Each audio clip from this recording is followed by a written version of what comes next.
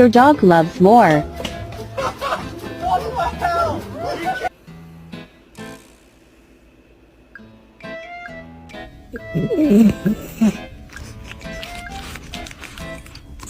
Evet, pirelerimi kardeşimin üstüne dökün.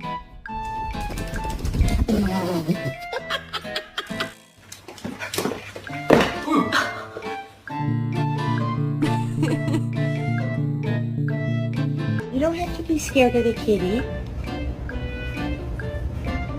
Come on. 豆姨啊，过来，来，来，好宝贝。哎呀。And then she tried to do it again, and I was like, are you dumb? Because that just doesn't make sense. Like, it just wasn't getting through to her.